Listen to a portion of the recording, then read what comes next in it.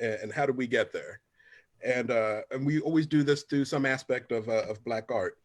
But today, like I said, it's a very special edition.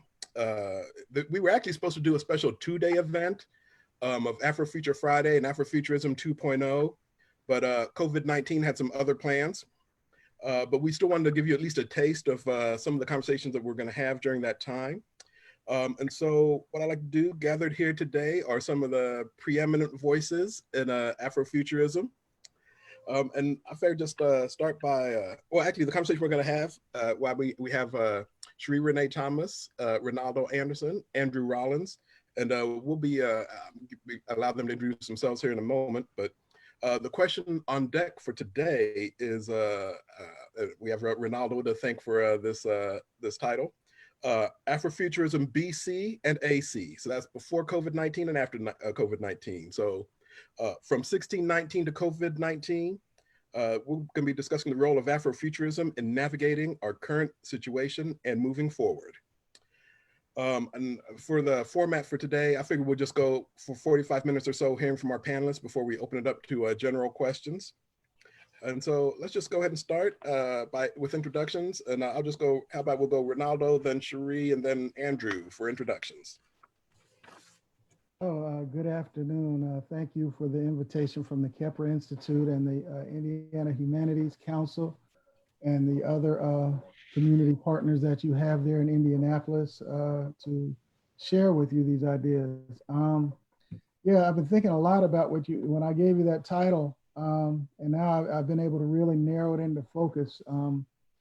Before COVID-19, you could say that a lot of people, I think, that were attracted to Afrofuturism, but I think they were, what's the term they like using? They kind of sometimes engage in magical thinking, that it is not necessarily rooted. Some of what they were trying to do was maybe rooted in a particular desire with no kind of practical means or even a start of how to get to what they desired. I mean, it might have been, and that was the more difficult part. I think that's kind of what people have been really kind of mapping the last 15 years or so, to a certain extent with the advent of social media. But I think COVID-19 has ushered in a paradigm shift.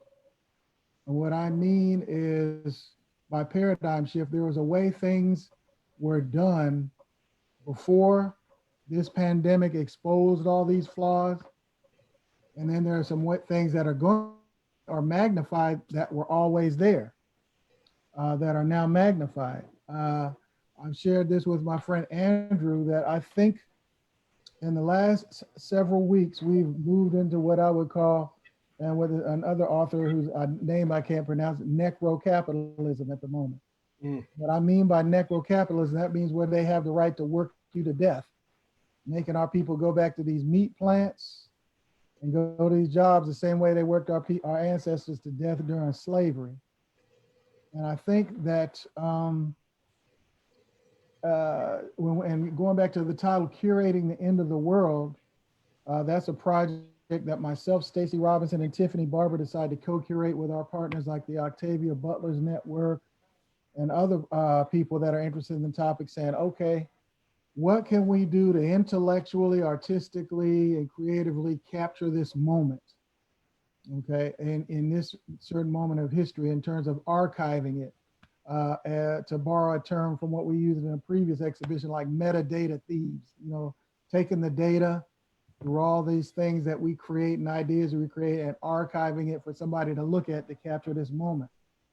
And a lot of times Afrofuturists, and I think properly we kind of do a kind of Sankofa move in terms of look to the past, get to the future. And one of the people that I've really going back and I've even, it's made me rethink about his work was W.B. Du Bois' work when he published Dark Water back in 1920. And I commented to friends, I said, this guy was writing this book at the end of World War I, during the Spanish flu pandemic and in the wake of Red Summer. So we kind of already had a historical template for what white supremacy looks like when you got a war, a pandemic, and white people are experiencing anxiety about their jobs. We know they do violence. We know that that Black and brown people are going to suffer the most because of lack of access to health care. And we know that we're not going to be prioritized. So the other thing with that paradigm shift, I think those voices who people used to put on media to so-called speak for us now have basically been disqualified. We don't really care to hear from Don Lemons anymore, Van Jones, and all these other grown Black folk getting on TV crying about what's happening to us. I mean, Black people, we are still in 400 years of dystopia, you know, so it's like welcome to the Terror Dome, to borrow from Public Enemy. And now they're experiencing all this economic terror and all this. And the three things that are going to come in the wake of this paradigm, I think we got to look at serious Afrofuturists, because now if we are who we say we are, that means we should be able to translate ideas and concepts into what a program would look like. Now, the three things that are going to come out of this thing, you're going to have to look at psychology, institutions, and systems. Like, for example, in the wake of the great pandemic over 100 years ago, that's when they started the hygiene program, social hygiene stuff, because they realized Americans didn't know how to keep themselves clean to keep diseases and stuff from spreading. Now, and after this pandemic, you have to deal with post-traumatic stress syndrome, all this social distancing. They're bringing up like young people 25 on down are probably going into depression because we're a communal people, human beings, and all this social distancing. There's going to be some type of post-traumatic stress and all these other behaviors emerging because of all this social isolation. Now, I know some of my good house Negroes miss being around white folks every day, so I'm sure they're experiencing some type of feelings about that while they're fighting to try and get back with them, you know, and at the same time while they're trying to shoot some of us down like dogs in the street for just jogging or even sleeping in the damn bed, minding our business. But some of the things that we're going to have to do are going to be around, as I said, the psychological aspect, and then the second thing, institution. Well, hang on for a second, Reynaldo. Let me have everybody else introduce themselves real quick before we dive, okay. because you're already rolling. So all right. I want to have my other panelists introduce themselves real quick. So Okay. Sheree? Hi, my name is Sheree Renee Thomas. I'm a writer, poet, and editor based in Memphis. I have a new book coming out. Well, it's out now. 9 Bar Blues, Stories from an Ancient Future. It's my first all-fiction collection from Third Man Books. And I have 2 other hybrid collections, which means they're multi-genre, poetry and fiction. And those are Shotgun Lullabies and Sneaking Under the Tree of Life. And I edited 2 volumes of Dark Matter. The first was A Century of Speculative Fiction from the African Diaspora. And the second was Reading the Bones. They both won the World Fantasy Award. Happy to be here. Thank you all for sharing part of your Saturday with us. Mm-hmm. And Brother Andrew. Well, I just want to say, first of all, it's so good to be here with you, Maurice, and be part of this presentation. And let me just give you a few ideas that I want to share right off the cuff, because you was talking about before the coronavirus and after the coronavirus. I think the coronavirus has been an accelerant. I was talking to a friend of mine in Los Angeles about 2 weeks ago. Called me Saturday night, a preacher. It's when we really are polishing up our sermons. And he was telling me, our church, before this happened, that our church had about 5 years the change, or else we would go out of business because we become obsolete. He said, Rollins, I believe 5 years now has become 5 months. That time that was accelerated has been even accelerated now, and the pace of change has increased. And one of the things we're really fighting for is survival right now. Will we survive as a people, or will we go suffer the fate of genocide?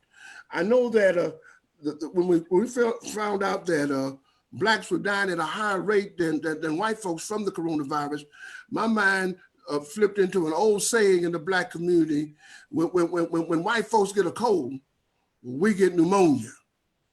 And so how are we going to survive this?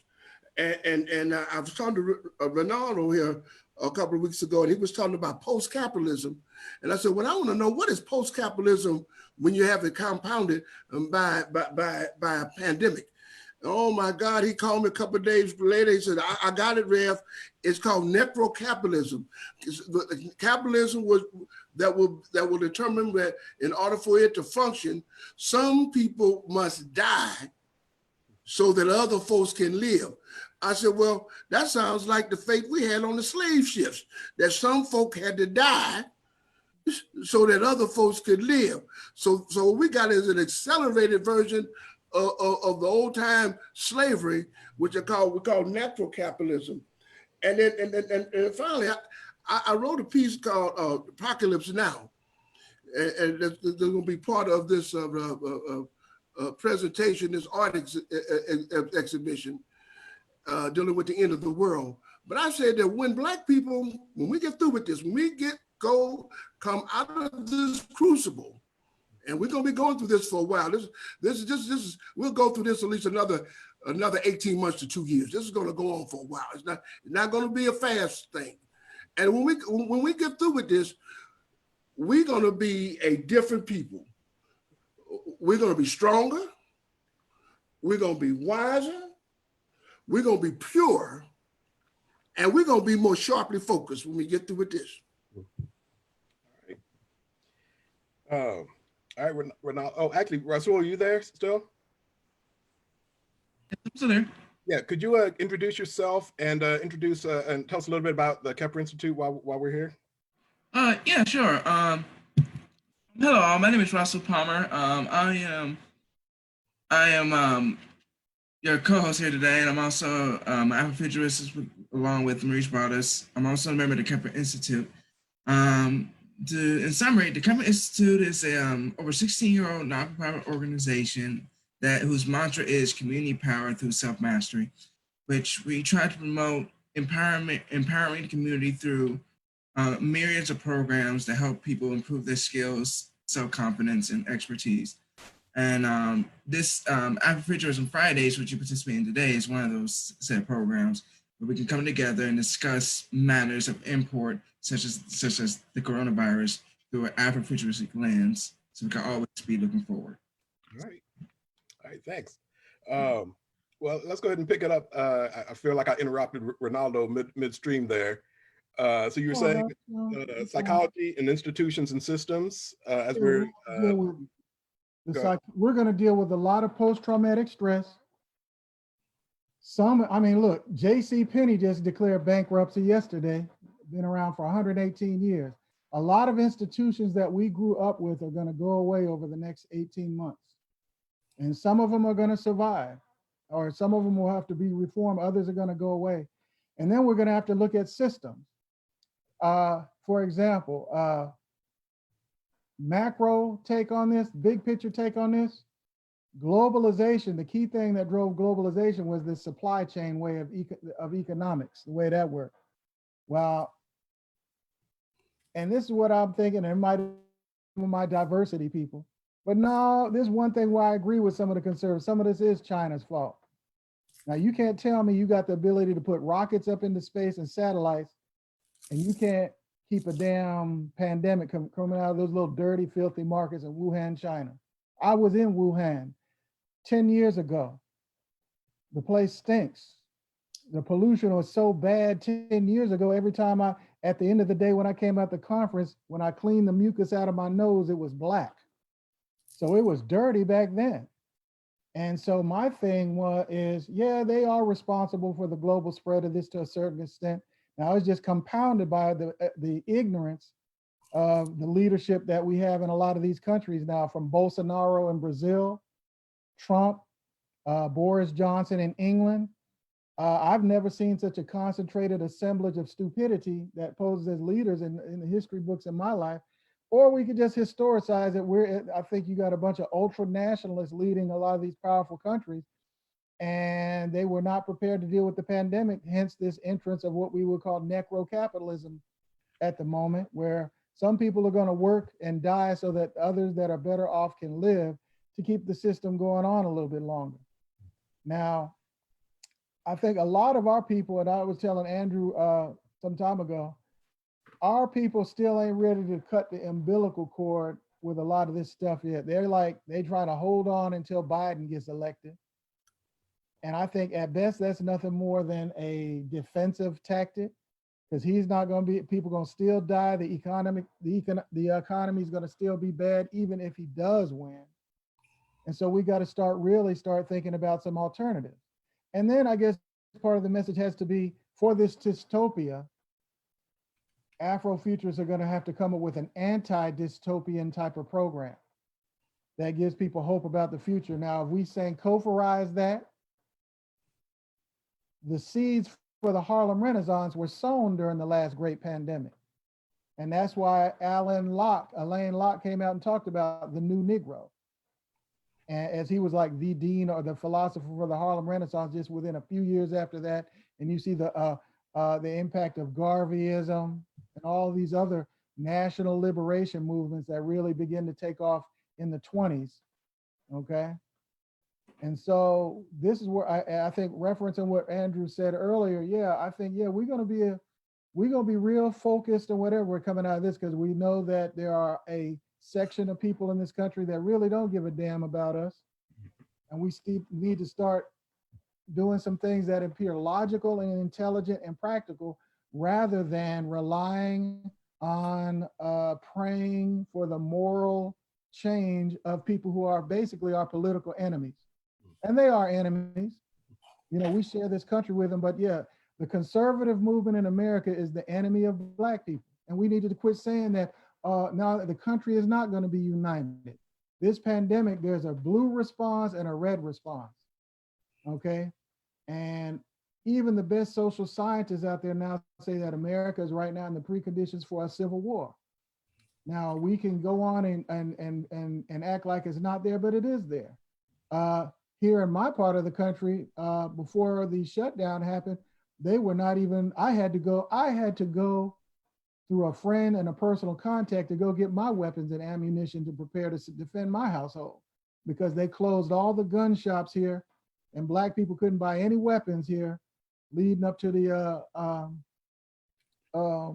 shut-in here in the Midwest, because so many white people that come over from Illinois, whatever, buying up all weapons and munitions, that the Black people couldn't get stuff to defend and take care of themselves.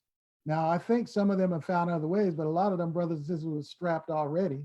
So, and you got two different kinds of thought here. It's kind of like you got the middle-class Black bourgeoisie on this kind of E. Franklin Frazier fantasy, thinking that, okay, we gonna be able to vote ourselves up out of this. And then you got the brothers and sisters from the hood that's being real practical. They were the ones going to get the ammunition and supplies, because they know that they hanging on by a thread, and they know how violent the society is and can get. And so it's like a tinderbox here in the Midwest, and it's regional. On the West Coast, my friends that are into Afrofuturism are complaining about the dominance of what they're calling it the nanny state, because the West has formed a regional bloc of kind of a strong liberal approach, and maybe the Northeast is kind of following that. And then you got other parts, the old Confederacy is going into that necro-capitalism real hard, whatever. I mean, like I've been in touch with Sheree and some other people all around the country. They're having different responses to this. And you've had, and I mean, it's simple to find it. You got white people out here now that's going on spitting on food and walking amongst us with no mask on, trying to breathe us to make us sick. And that's not a conspiracy theory anymore. We know it's happening. Right. You know, so hey, I mean, so it's kind of like this dystopian thing is no longer science fiction anymore. It's the daily news, or what William Gibson said, the future is already here. Okay, it's not even, I don't think it's about to be evenly distributed instead of unevenly distributed now, but the future is here. So now the people that, when Sheree was doing her great research 20 years ago now, that stuff is here now. It's like the news now. It's not fantasy, or it's not speculative anymore. Right, and that's actually a great transition point, because Sheree, speaking of that great research work, could you take us through where you see Afrofuture and where it's gone, and then sort of where do you see it going in the future? Okay, that's a big question. Afrofuturism, the lane that I work in is in literature. Mm-hmm. I don't work in architecture. I don't work in fashion. I'm not working in music. I don't work in social sciences or what have you. I'm a writer. I'm a creator. So I'm one of the creative people, as Reynaldo would say, the artsy, Reverend Rollins, the artsy community. That's where I am. So I'm looking at it as our art as part of memory making, as part of the storytelling. Reynaldo was initially talking about this being very similar to what W. Du Bois was writing in response to in the 1920s, right after the Spanish flu and during the Red Summer. I'm a few blocks literally in Memphis from where Red Summer hit us.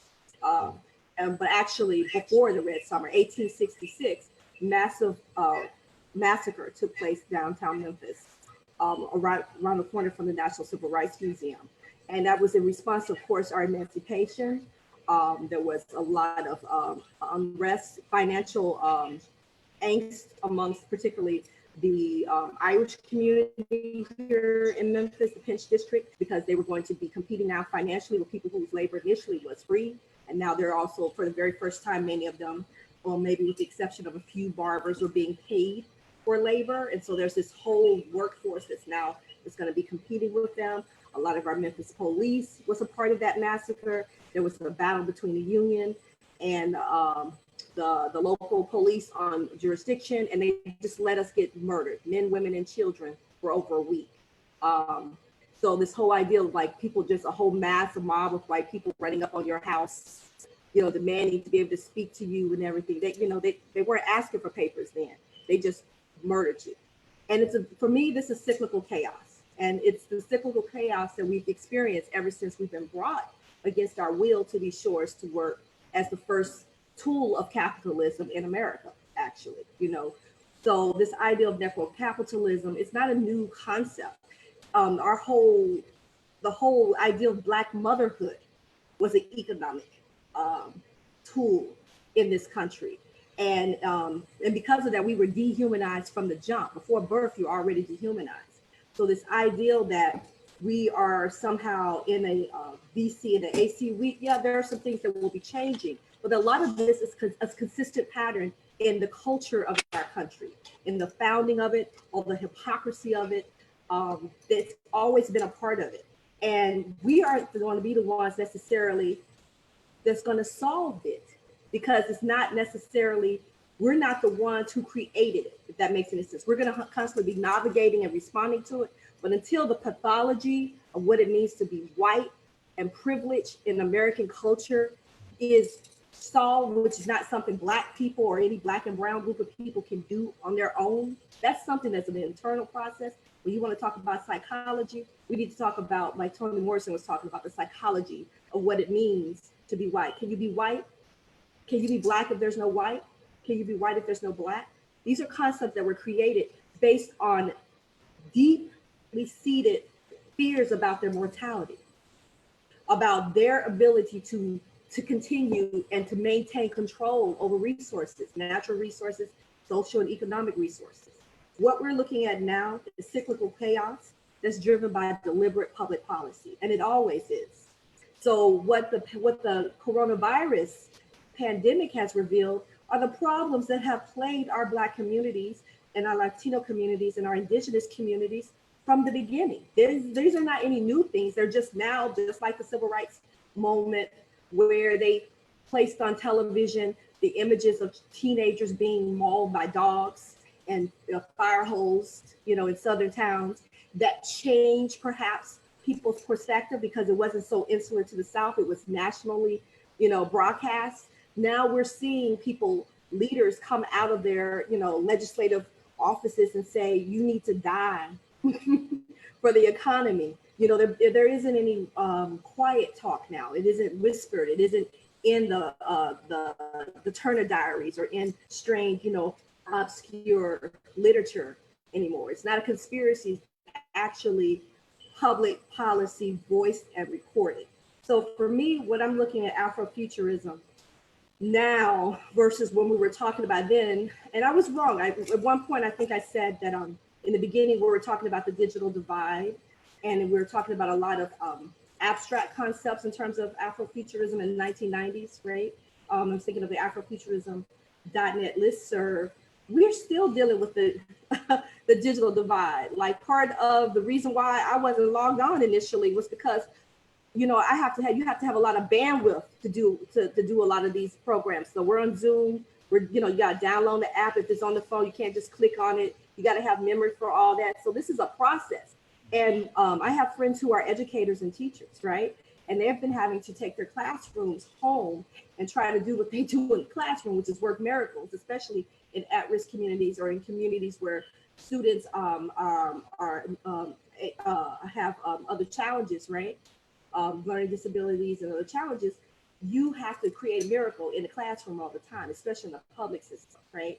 And they're facing students who, they're really, there might be a flat screen TV because that's cheap now, but there isn't necessarily a laptop for every student. Or if they do have a laptop, they don't necessarily have the good, fast, files or whatever. They don't have good bandwidth, so they can't do all the assignments in a practical, realistic manner on what they have at home.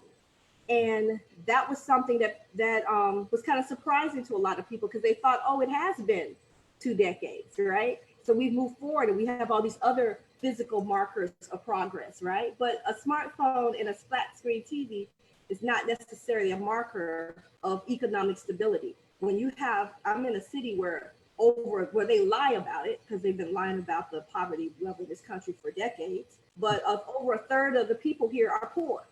Over a third. And if we just look at children, the number is even higher, right?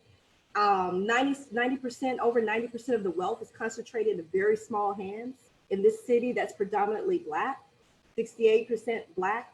So it's a lot of concentrated poverty that is part of deliberate policy, no matter who is in office, by the way.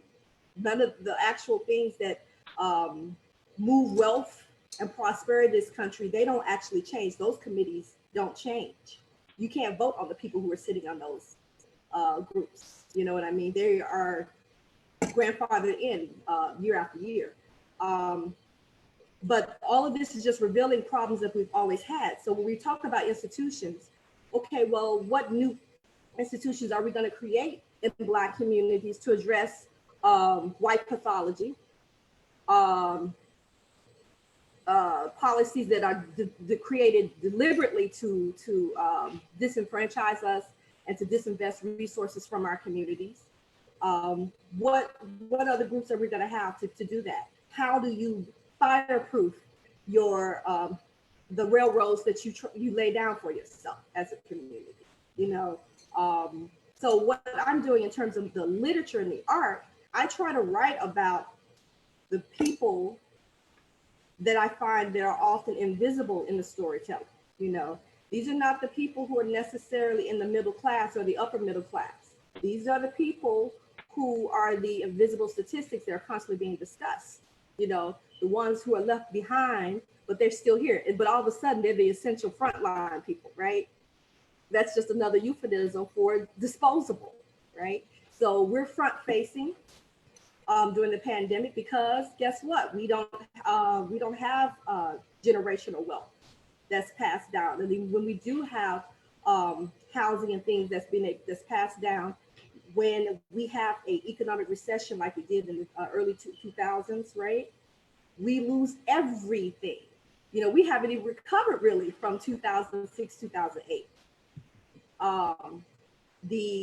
The measures that were given to address the deliberately predatory loans and things that caused so many foreclosures in our community and other communities across the country, they got a fine. Those banks got a fine. They weren't put out of business.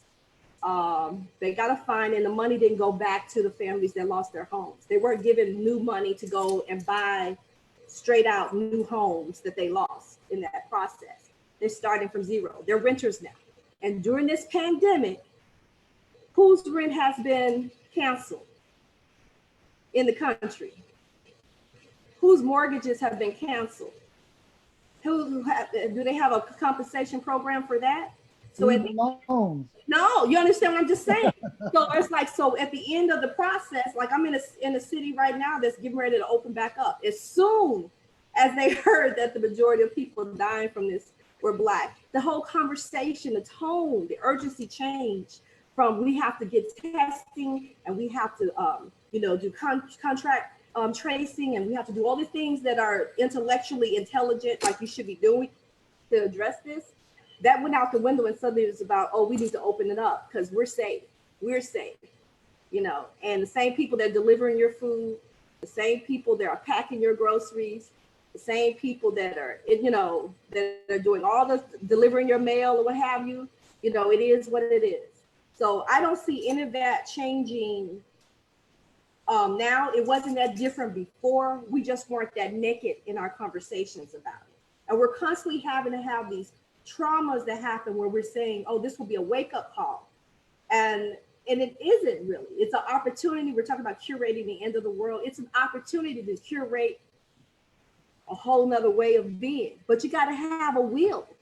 You have to have a willingness in the population, in the country, to have that. And what we're seeing is that a lot of our neighbors, a lot of our colleagues have very different points of view on what the future, what the present should be and what the future should look like.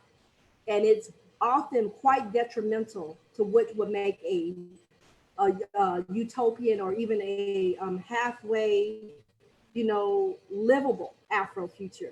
Because think about it, if the Afrofuture that we're all the different ones that we keep imagining are possible, we're talking about basic stuff like environmental responsibility. We're talking about having clean water, right? We're talking about lead-free playgrounds and schools. We're talking about decreasing asthma levels in poor communities and neighborhoods, which are distinctly connected to the environments in which their homes are built, right?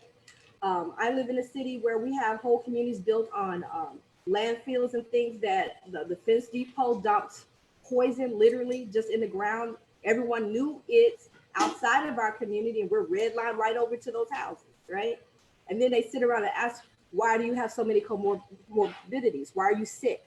Why do you have diabetes? Why do you have high blood pressure? Why do you have all these other things? Well, we're literally raising our babies in places that are designed to kill you, right? And they wouldn't put anybody else over there. They steer them away. So it's a public policy, but it's also private practice, private industries. And if we're not talking about this and we're not talking about white pathology, then there really isn't a practical conversation for Afrofuturism, because you're speaking about a world in which we don't have these major systemic, cultural, devastatingly horrific, destructive forces surrounding us. Now, if you're saying, hey, in a novel, which you can do very easily, guess what? All the white races are dead. And all their children too, right?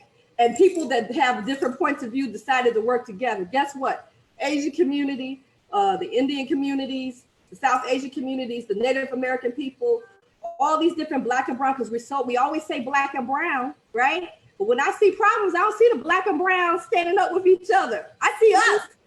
I see a whole bunch of Black old women. Like, if we're gonna be real, I see a whole bunch of Black church-going old Black women and younger women are out there doing that work, right? That's what I see. I don't see all the other groups of the rainbow out there. I see them when we get over. I see them, as my Chicano sister said, walking across the bridge that is our back. Then they out there, and then they very quickly forget the trauma and the sacrifice that took place in order for them to be able to walk through the front door of the theater or to sit in that position or whatever, or they forget that the affirmative action laws that were rewritten to benefit white women. I mean, let's just be real, okay? Because now they're a minority. The biggest beneficiaries of white supremacist policies in the country, besides white men, are white women. But now they're minorities too. So I'm in a city where our Minority Diversity Council has Black businesses have to compete with white women's businesses in the city where 90-something% of the power and wealth is with white families anyway. So it's just, I don't have patience anymore for circular conversations, not that we're having one, but that don't really speak about the giant elephant in the room, which is projects are going to take place very well, very successfully, if there is the type of unity across culture communities happening, because we are literally the majority of the world. You're literally the majority of the world, right? India, China, biggest populations on the planet, right? These communities are the biggest in the world. They know it. I'm speaking, when I say they, I mean our leadership in this country knows it, which is why we're having such a shrill conversation right now about these policies that we know that are fascist, that we know are white supremacist policies, that they are harking back to Woodrow Wilson's days. You know, it's very similar, and we know this, and we understand how policies like abortion rights and all these other things connect with this very real fear of mortality, that they're going to be erased in the population, that their power is going to be erased. So they're doing everything from voter disenfranchisement, closing down polls, shutting down DMVs, attacking people in their schools, flipping children over at pool sides, you know, shooting up men walking down the street or jogging or being nosy like a lot of us do and go look at the house that hasn't been built yet to see if it's better than the one you living in, or does it have the things that you might want if you were going to build another house. Like I walked in a construction site before to see what's going on. You know, before I worked with Habitat for Humanity, I didn't know how houses were built. I walked in to see what's going on and walked back out.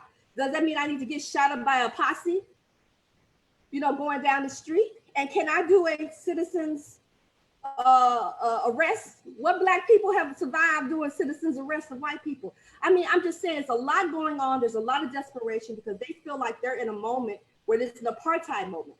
And there's a window of opportunity that's going to pass them by.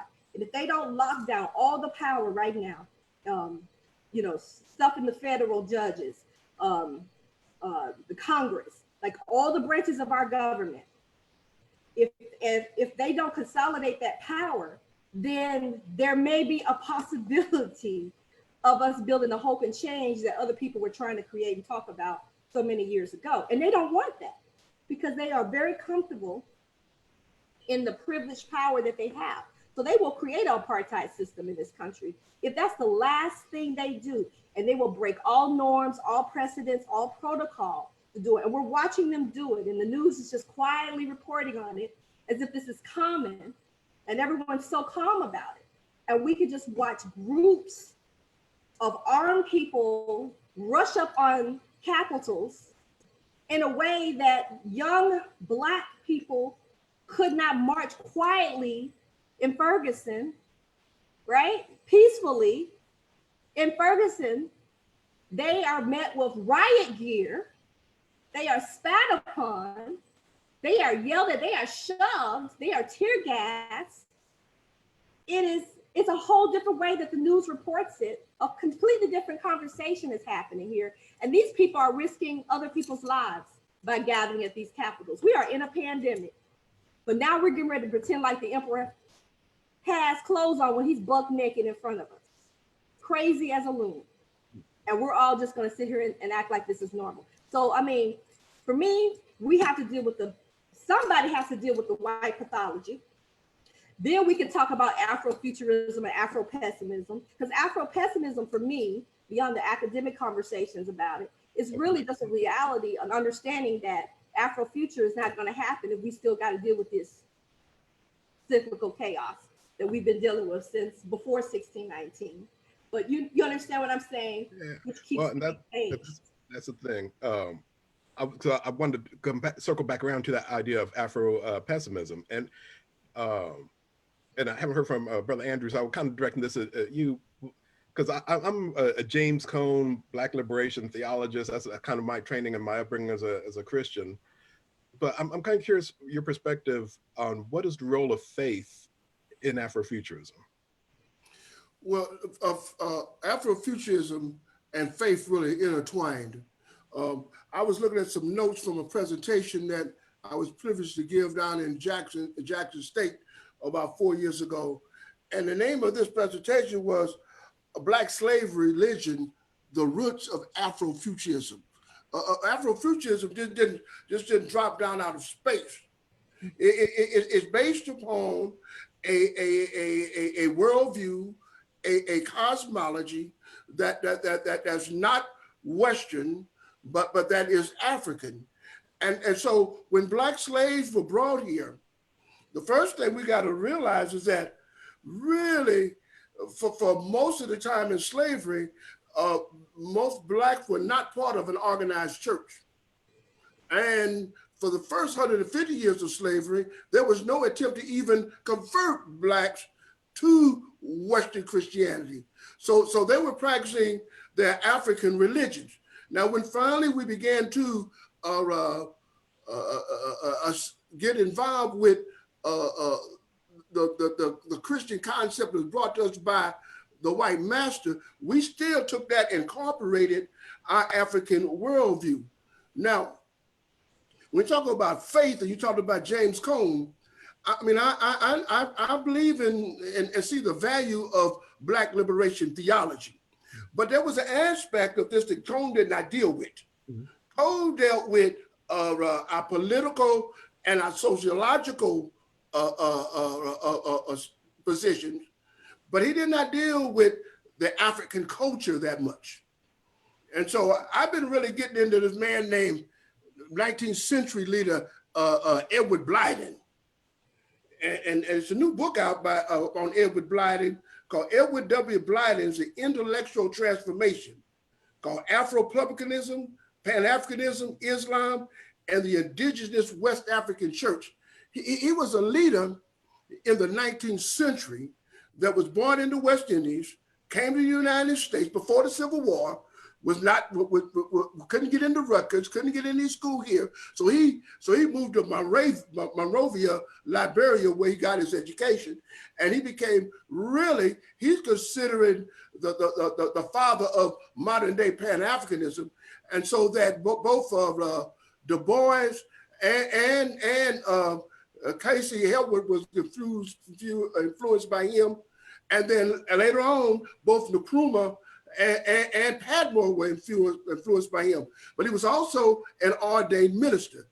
But what he did, he began to see that when he got to Africa, he saw the value in African culture. Now, we're never going to get our liberation as long as we're worshiping the white Jesus.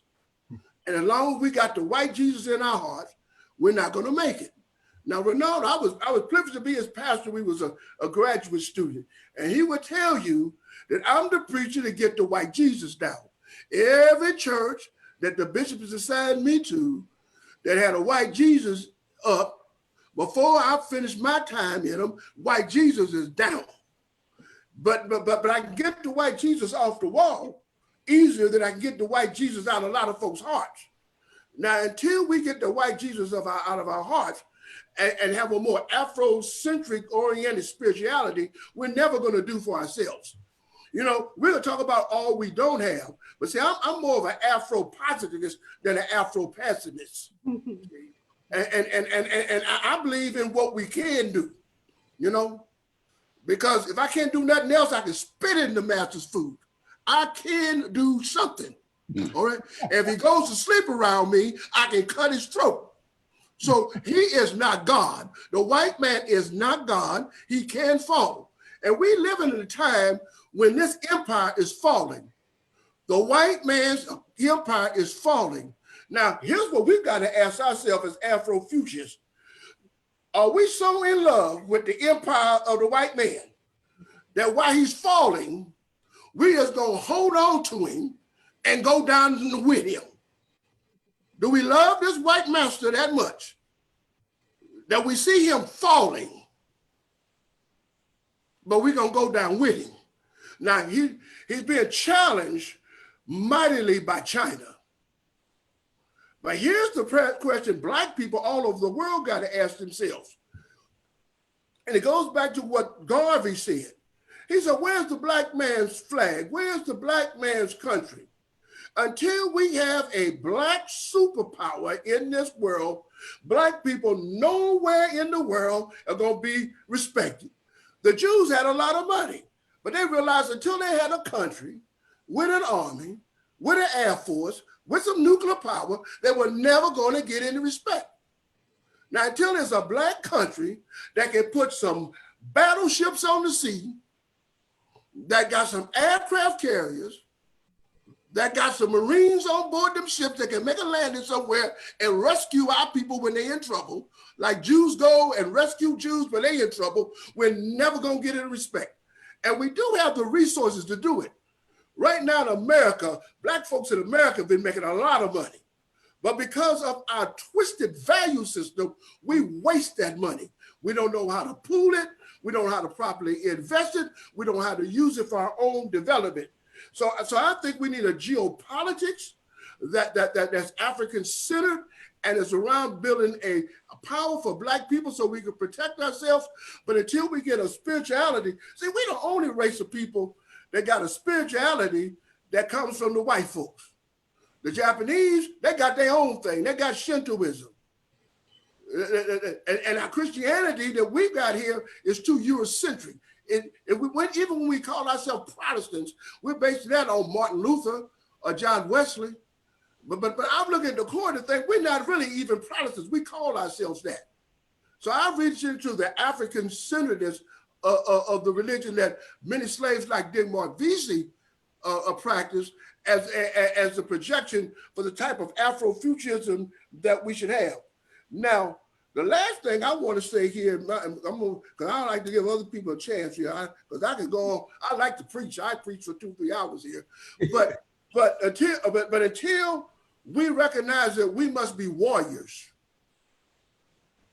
that we are at war. Quit talking that fat boy talk like you're not at war. See, here's what I don't like. The white man can have a chaplain that bless his soldiers before they go fight. But the American Black preacher supposed to tell our people, don't you fight back. What kind of religion is that? That's a religion given us by the master. So until we recognize that we are warriors, we're not going to make it. So I consider myself, I'm a disciple following in the tradition of the Black warrior priest, Denmark Vesey. So if people ask me, what is my philosophy of ministry? Well, it's based on the warrior priest, Denmark Vesey. Okay, and until we get that in our hearts, we're not going to make it. We got the means to do it. We got enough money to do it. We got enough educated people to do it.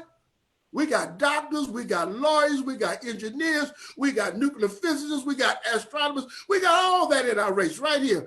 But because of our mindset, we cannot even pool our economic resources. We cannot pool our intellectual capital.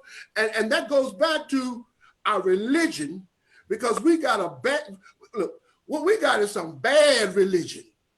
And bad religion is poison. You know, I told one friend of mine, I said, we got a stepped on religion. We're not even practicing Christianity. Because if we go back and find the original Christianity of Jesus, we find that it's altogether different from what the master gave us. See, what happened was the Romans grabbed it, but Constantine, he stepped on it. Like bad dope, you step on it too many times, they don't have no power. And then the Roman Catholic Church came along, and Vatican, they stepped on it. And then the white Protestant Reformation came along with Martin Luther and John Wesley, they stepped on it. And then the white master over here, he stepped on it. And then that's what they gave us, some stepped on religion. And then we thought it was Christianity. But if we go back and see what the original Christianity was, what we'll see that Jesus was a freedom fighter. and that he was leading an Afro-Asian people against the rise up against domination by the Romans. See, until we get those kind of concepts in our head, we're not going to ever make it. So somehow, some we call it faith is some messed up stuff that white folks gave us. So we need a spirituality that empowers us. We need a metaphysics, a worldview that empowers us. And once we get a spirituality that speaks to who we are, and a metaphysics that gives us a worldview based on who we are, then we can get into some real geopolitics. Because right now, we so messed up that if we fight against the white master, we want to know, was that a sin? I killed the white master. Was that a sin? But you can go overseas and you can kill Chinese, you can kill Vietnamese, you can kill Japanese, you can kill Germans all day long. And they tell you, oh, that's of the Lord. That kind of killing is of the Lord. But you get here and defend yourself, that's a sin. And that's because we got bad religion.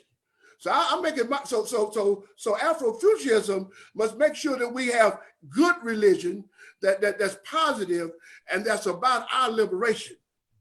Well, I'm gonna stop there. I got some more stuff, but I'm gonna stop right now. Well, the questions are coming in fast and furious, so I'm gonna jump into some of the questions that have been posted.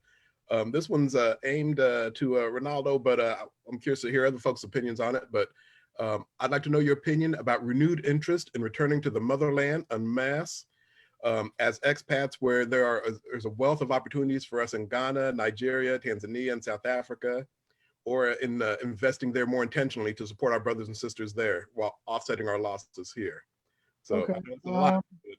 I'm like this. For the last decade, I've done a couple of projects in Africa, in particular in Ghana. I've been to several other countries over there. I think two things. One, a lot of our people need to learn Africa is not a country, it's a continent. Probably the wealthiest continent in natural resources in the world. And we should take an interest in it from our childhood until as adults, because every other ethnic group is interested in the continent. And to be real practical about it, we have to face up to the fact that Africa has a lot of corruption.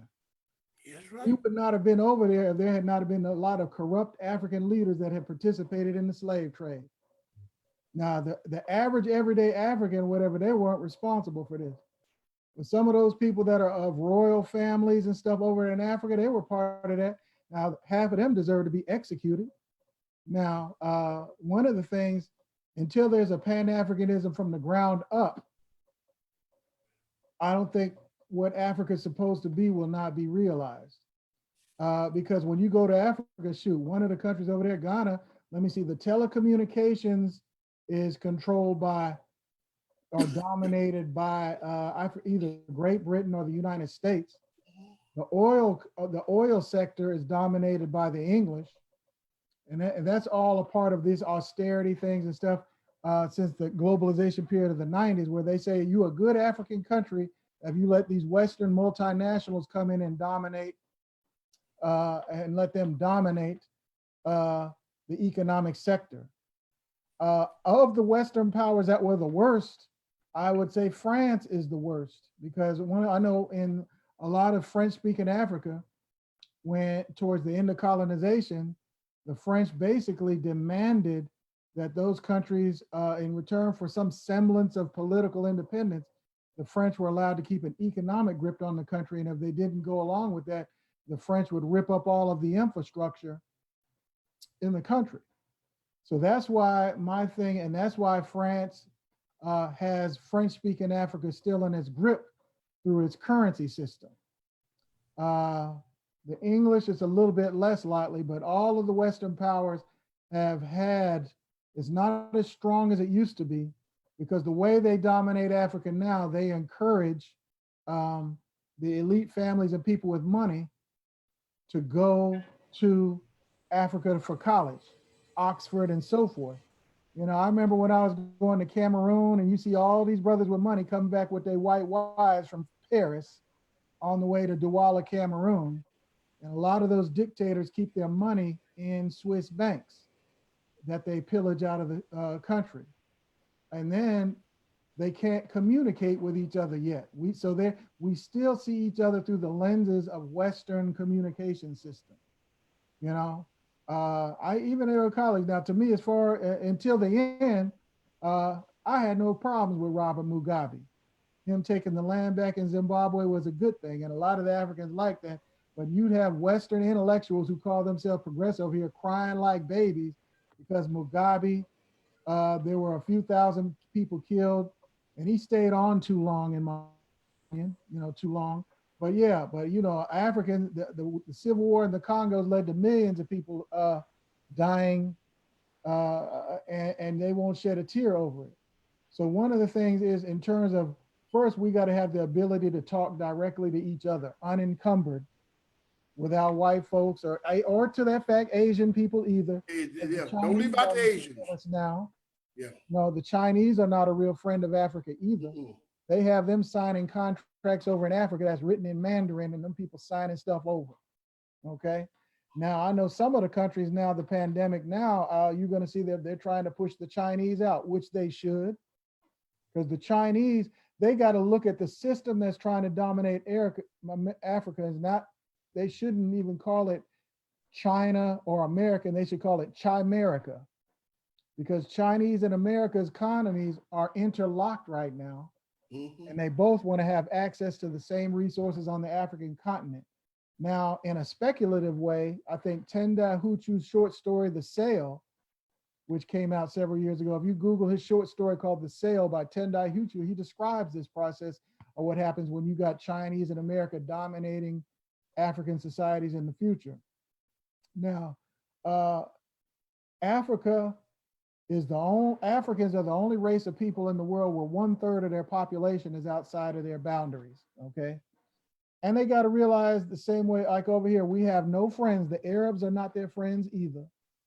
You know, the Arabs took more slaves out of Africa than even the Europeans did, except a lot of times as now that African scholars are publishing the work, they would take African male slaves and then take them over into the Middle East, and you don't see them representing the population as much because they castrated a lot of the African male slaves to be eunuchs and do other things. So we owe the Arabs nothing, okay?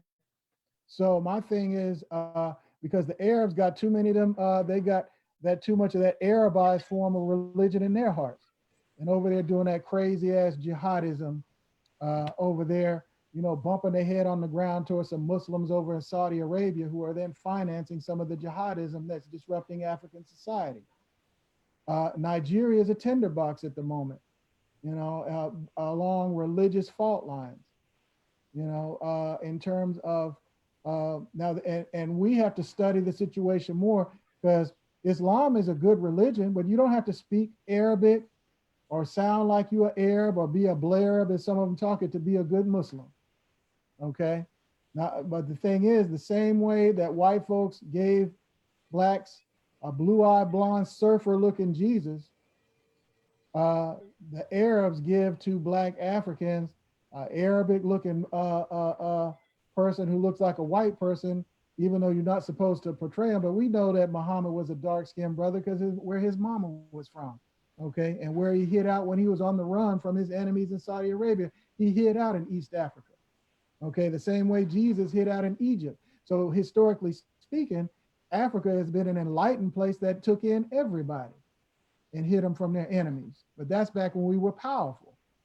Now, as Reverend Rollins said, I'm Afro-positive about it, because in terms of human history, 7,000 years of history, we've just had a bad 400 or 500 years. And that system that created that 400 or 500 years of problems is coming to an end. And we got to decide where we're going to go going forward, because we can do it. But I think but it deals with those religious issues. And I think it starts at the home, because in my own family, my kids will laugh when I tell you, I said, no, God is black, Jesus is black, and whoever the white person is at president is the devil. And that's how you got to look at it, or whatever. And I would never, even though my kids went to a private school, I preached him. I told him the Pope was not your religious head of your religious faith, and I automatically distinguished that in my household. And I'm not worried about, yeah, that's his name, Tendai Huchu, Sheree, who wrote The Sale.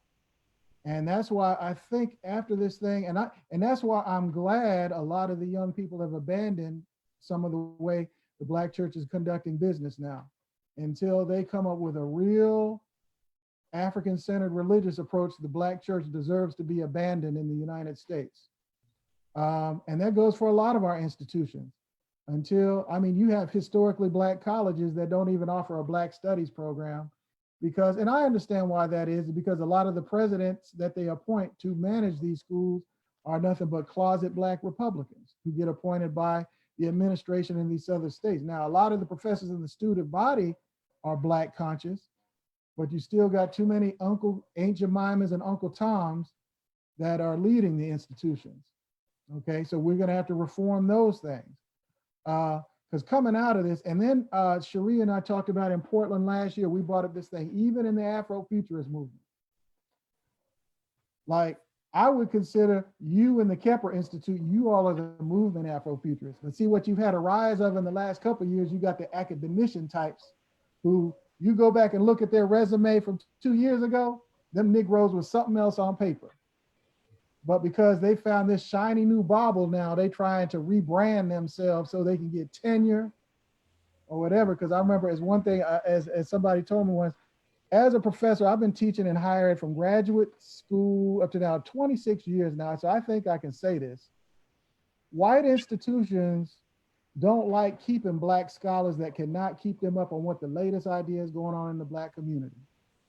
And the Black speculative arts movement and a lot of this current wave of Afrofuturism did not come out of the white institutions. It came out of community organizations. If you look at some of the most influential people that are doing it now, they came out of HBCU, Natasha Womack, Clark Atlanta, other places like Morehouse, Jackson State, Prairie View. And in terms of our John Jennings, he's a Jackson State grad. So you're going to see a certain kind of tension there inside the Afrofuturist movement, because you're going to have some people that want to promote Afrofuturism as a diversity project, okay? And then you're going to have those Afrofuturists who are promoting it as a freedom project, okay? Which is why it's so important that the work that Sheree has going forward and the work that Reverend Rollins does at the community level goes forward. And I think so. This was going forward, we're going to have an internal debate and an external debate going on at the same time. Well, actually, because we're quickly winding down on time, I think what I'd like to explore lastly is exactly that point. At the community level, what lessons of Afrofuturism do we apply to our community work? How do we begin to build that better world? And what could that world look like? Well, our people tend to be practical and pragmatic. That means you got to show and prove. What are you doing that reflects what you're talking about? Okay. Since last spring, when I was at the Institute for the Future, I gave a lecture in Silicon Valley at Palo Alto last year, and I had a professional corporate futurist tell me after the presentation, he thought it was the best culturally focused futures project he'd seen presented. And that's when he told me, he said, no, at the highest levels of the American side and government, he said the billionaires have had conversations with the corporate futurists. They knew that there was going to be some type of trouble coming economically because the way the world system is financed, they knew it wasn't going to survive much longer. So they're figuring out how to survive this collapse. And that's why what you could look at, like a lot of you all know food prices went up. Inflation, the highest it's been in 40 years. So I would say right now at the community level, you got to come up with, like the Black Panther Party did. What are the survival programs of now? Okay. So the thing is, if you know that inflation is going up, they passing all this stimulus, printing this money, then the historical period you got to look at is Weimar Germany. When they printed all that money, that's why a loaf of bread 18 months now might cost you $20. Okay. So that means you have to do things that protect value. One thing that survive value across things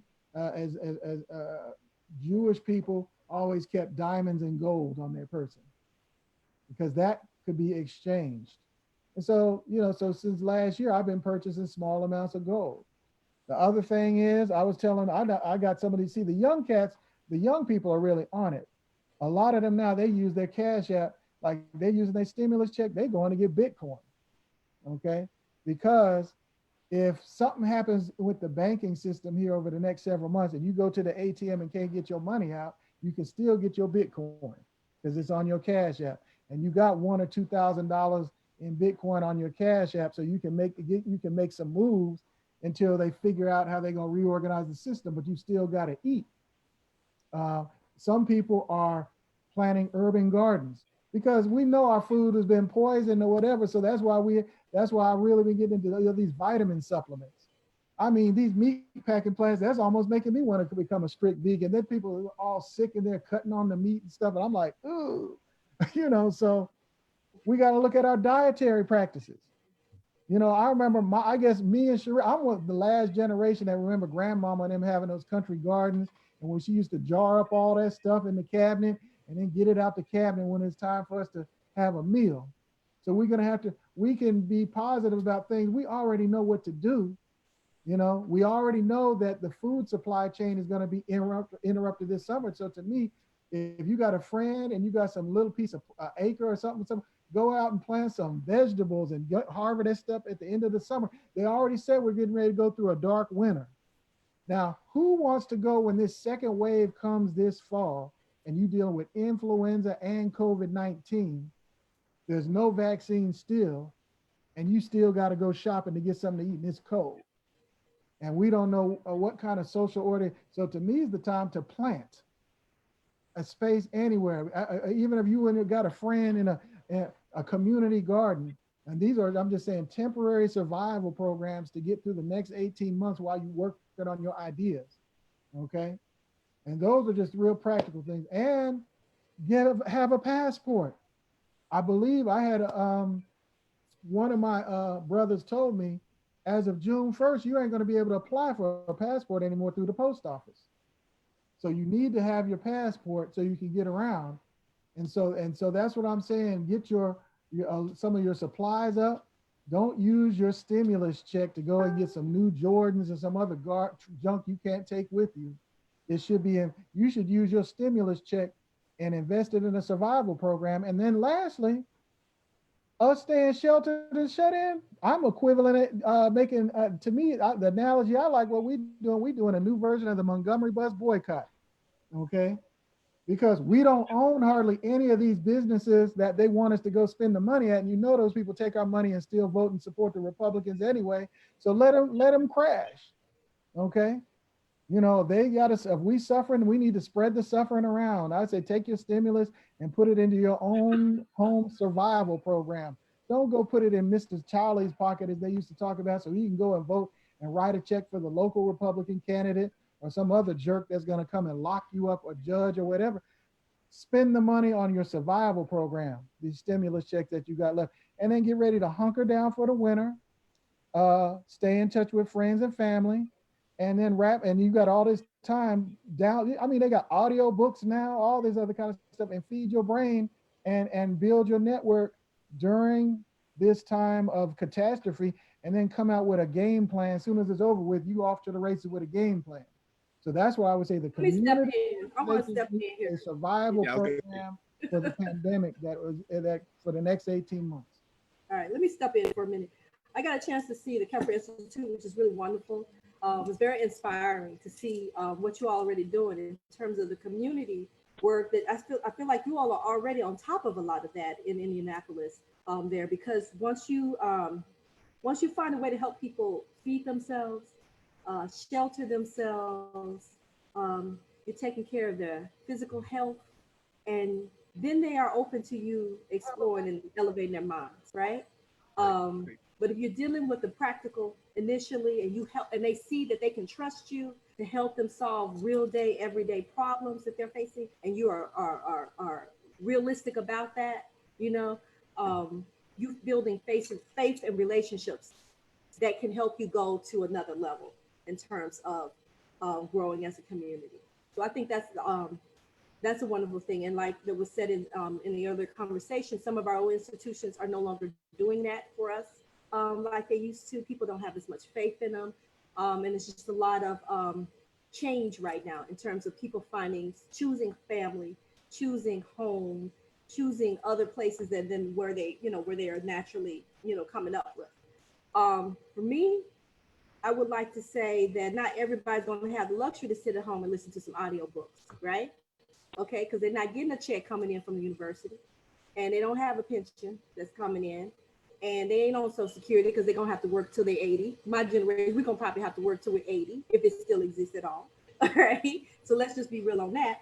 So other people, they're gonna be still out here in these streets working with the people who aren't wearing masks and who are very proud their freedom to potentially create harm for other people, right? So what do we have for those folks who are on the front lines, who can't afford to literally be at home right now? Not that people couldn't afford to do that during the Montgomery bus boycotts either, but they were still going to work. They weren't staying home from work. They just wasn't taking their bus to work. They were carpooling and walking and such. All right. So what does that look like for us? Right now, the institutions, like I used to be a member of the NAACP, used to be a member of quite a few organizations that I need to reevaluate on whether or not I want to continue, right? Because you look at the national and you don't feel like there's a lot of impact. The most visible thing are the awards, which they give them to whoever, and you ain't even got to be Black to get an NAACP award, right?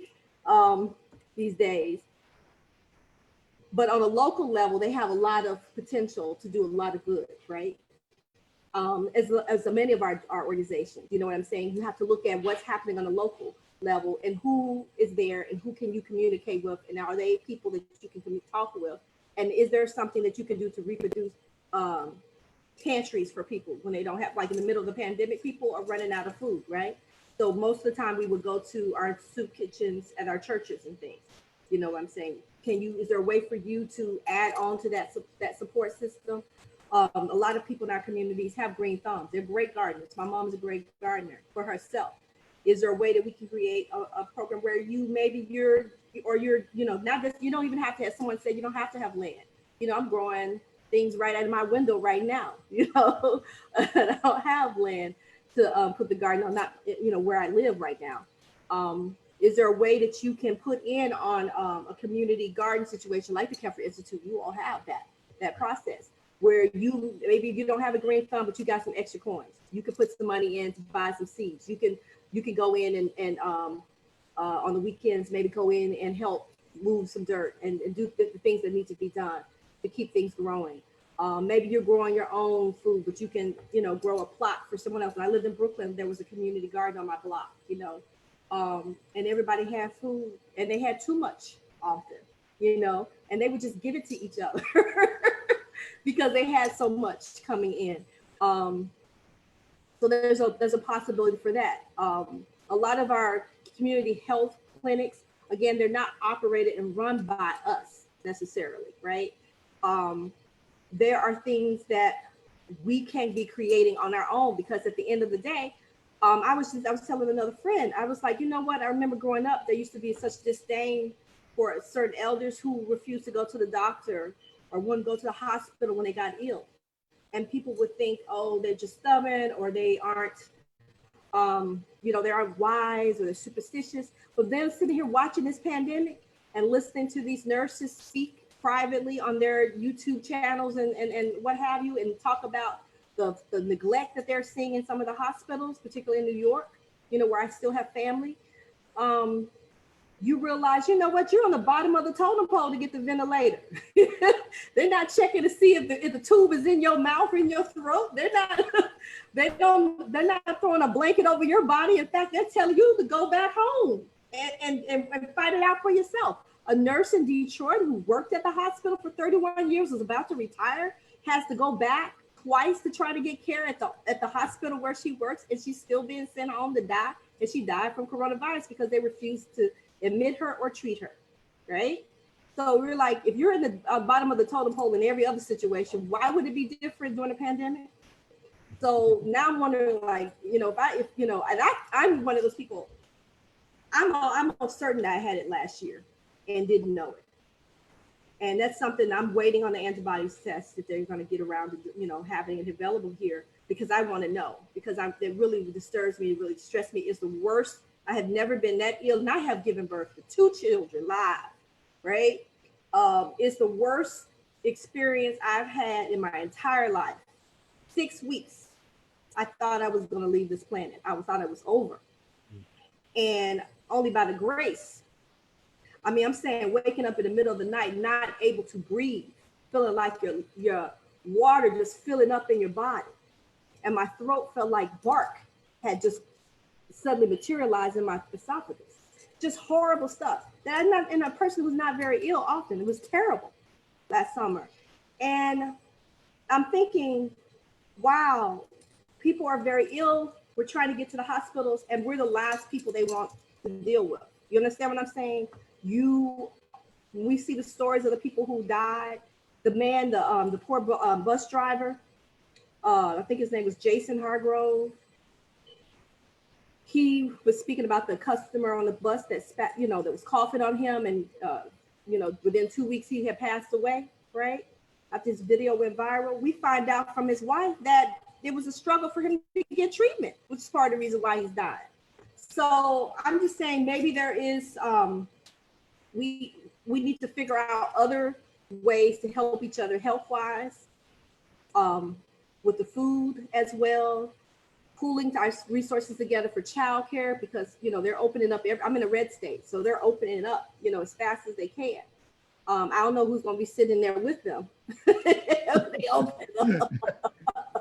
Yeah, Let's because like Sheree Renee Thomas. yeah, black folks that are the daycare. Good luck to them and those businesses. But hello, you better stick to the curb. If we even go into the curb, because I can cook, you know. But there is a need for us to basically create our own alternative resources to support ourselves, because as this is people, you're talking about the sales story, I'm looking at Derek Bell's short story, Space Traders. He wrote the Space Traders in his collection. Basically, at the bottom of the well. He's a civil rights attorney, very beloved. It's in Dark Matter, first volume that I edited. And they also did it, it was part of the Cosmic Slop trilogy short film that George Clinton hosted that was on TV in the 80s, Cosmic Slop. And the short story was the Space Traders starring Robert Guillaume. Robert Guillaume was in it. And it basically, aliens come to the United States of America and offer world peace. They solve all, you know, environmental problems, heal cancer, all kinds of things. In exchange, no questions asked, for all of the citizens in the country of a certain melanin level. And this creates a national debate on, should we give these mostly Black people of a certain shade and up to the aliens, or should we fight for these citizens? And so he footnoted that story with a lot of legal precedent, including the Japanese internments and other things, to talk about moments in American history where people's citizenship was just tossed out the window. You understand what I'm saying? There was no concern about freedom and the constitutional rights of these citizens. Their property was taken from them, their homes. They went through a lot of trauma.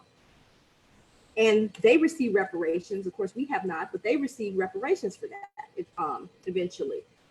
But I'm looking at, you know, Derek Bell's short story, and I'm looking at the news daily, and I'm like, you know, if that were a question, I mean, we already know the answer to that. In 2020, most of the country is now talking about opening up the economy when they have not a vaccine to first, right? And they're barely testing it, you know, and this is voluntary testing, by the way. So they're barely testing anyone. And you have to keep testing them anyway for it to be relevant. Like, it's not like a one test for life. You know, you can go get tested, stand in the line and go get tested, get swabbed, and then go to Walgreens or Kroger the next day and get the coronavirus and be walking around with it. You haven't been tested again, but you're walking around like you're free. this is the work of people who've already decided that death is a part of the program, which it has always been a part of the capitalist program in this country.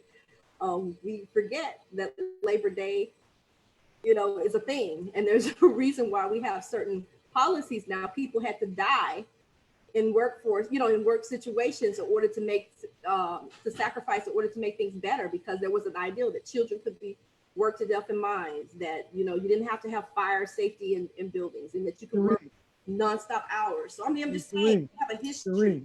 Hey, Sheree, and I just want to say, because I know one of the subjects of my dissertation is a brother who's been in prison now for almost 50 years. Ed Poindexter's been in since the 70s. Been there since 1970. Yeah, he was in my dissertation, still in prison as a political prisoner, member of the Black Panther Party. We're not even talking about after this, those of us who survive, we're going to have rehabilitation issues. They're already talking about if you're one of them people on a ventilator, your kidneys are messed up. And I've had Black nurses tell me that they might be overusing the ventilator. She's saying, has a doctorate in nursing, she's talking about the one they put the tubes down your nose and accelerate there might be a better option than going to the ventilator. And I mean, and when you think of all of our people that are a part of this prison criminal justice system now, that those that survive, even if you're one of the survivors, some of them are going to have rehabilitation issues with no health insurance. And I think the other thing, Kepler ought to see if we can import some of this tea that the Africans are using with this Artemisia that comes out of Madagascar. They're like, we already know we ain't got a health system, but it appears to be a therapeutic that'll relieve some symptoms. And let's give Reverend Rollins, I guess the pastor can close us out here. Yep, that's where I was heading to. Well, I really enjoyed the discussion on diet, and I want to talk about diet and spirituality and diet and mental health. I really believe that your good mental health is hinged upon, in many ways, a good diet, and even your ability to worship and to connect with the Almighty is impacted by the type of diet that you're on.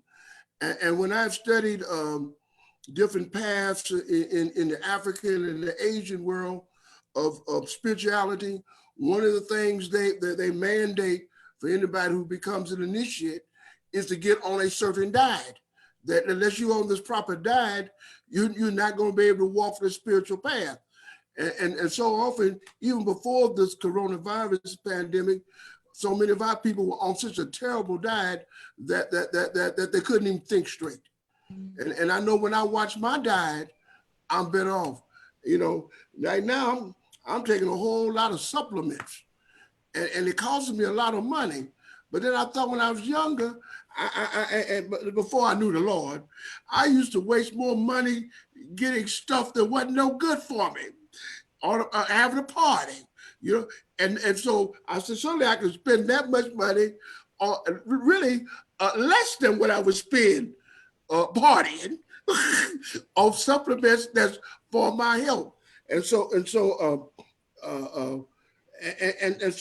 we really need to teach, and a lot of times by word and by example, because people, we never know who's looking at us and what we eat and what we care about eating and what we know is good for us.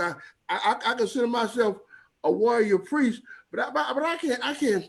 I used to joke with some preachers a long time ago. I said, now Jesus wasn't a fat daddy, and neither was John the Baptist. They were on a different type of diet.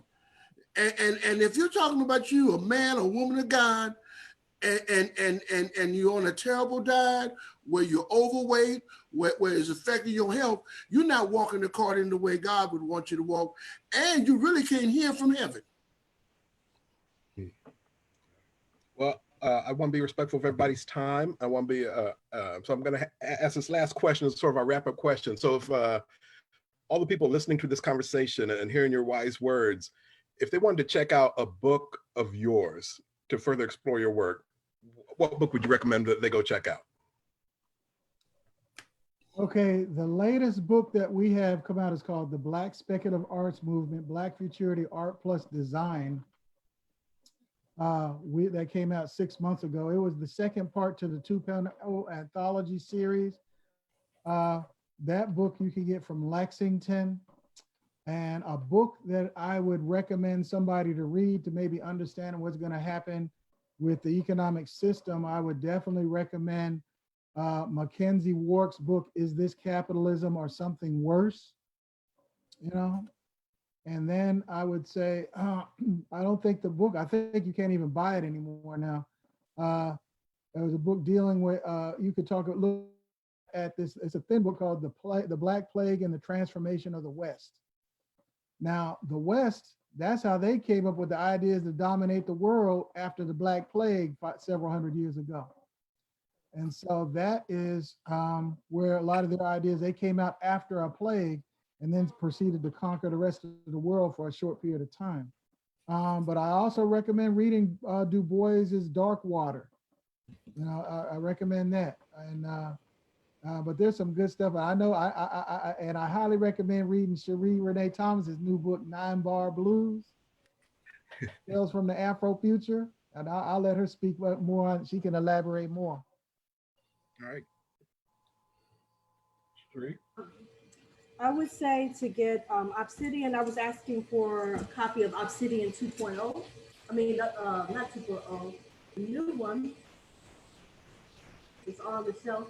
It's on the shelf. I don't think it's on my shelf. And then also, because we did a whole special volume of Afrofuturism.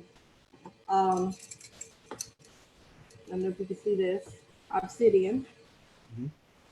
And it has the Afrofuturism 2.0 manifesto in it that Dr. Reynaldo Anderson wrote, as well as one other essays on Afrofuturism, and of course, original short fiction and poetry and visual art portfolios throughout, and screenplays, and short film screenplays and interviews. So it's actually won the Parnassus Award for best edited literary volume to come out of the MLA when it was published.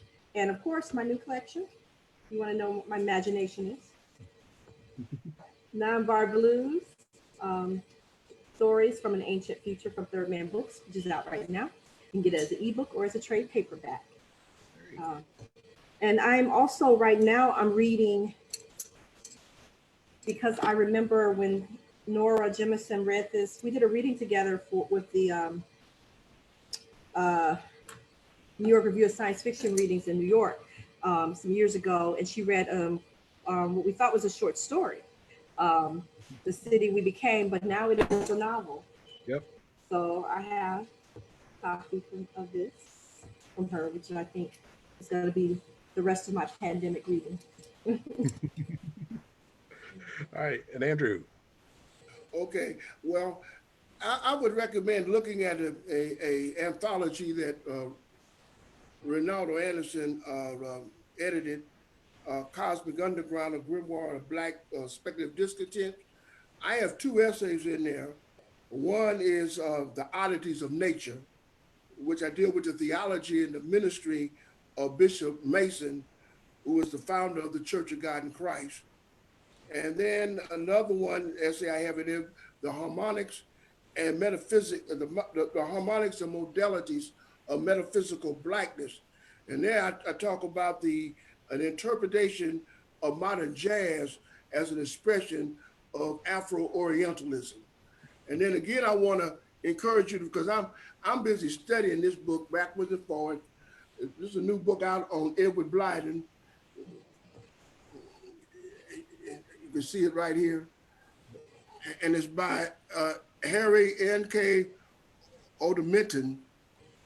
But I've always been fascinated with Edward Blyden as a Black man born in the Western Hemisphere. But then by 18, he moved to Africa and became a real forerunner in this movement of Pan-Africanism, which I think we could get a foundation for what we need to do in the future from his writings. Well, again, I would like to just thank my panelists for your wisdom, for your time, and your willingness to give to us. I appreciate this conversation. I look forward to future conversations with all of you. And I'd like to thank all of you for all the guests who have been watching this time, viewing this time. We hope to hear back from you, and we look forward to talking with you all later. All right. Thank you very much. Thank you.